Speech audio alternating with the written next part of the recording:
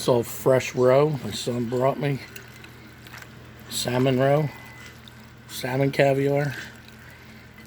And show you a technique. You salt it real lightly and you put it on ice. You have the membrane here inside. If you don't cut it out, you can actually push against the membrane and the eggs will come off like that. Instead of heating them up like some people's techniques, keep the membrane on there and you're going to just pull real lightly. See, like this. But you're doing it with 2 fingers and 2 hands. I'm doing it with 1. And you're pushing down. See it coming off the membrane? It's right there.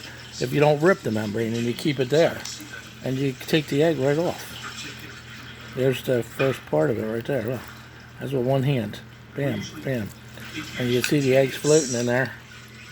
Loose already. Then I transfer them in here. A little ice, keep it fresh while I'm sitting down doing it.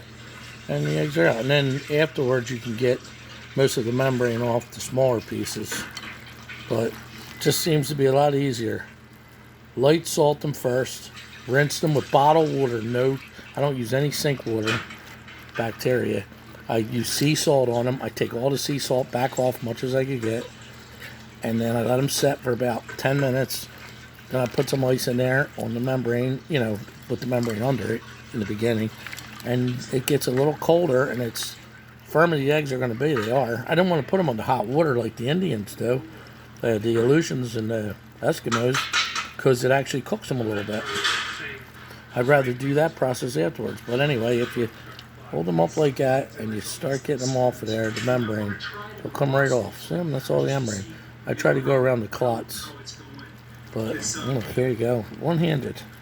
Cleaning the eggs. You'd think I was taught by my Eskimo grandmother in Alaska.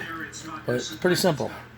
And they're so good. I think I ate a ½ pound already. Thanks to my son and fish in Ontario up in Pulaski, New York. They're beautiful. Ikura. I'll freeze these and we'll eat them through the winter.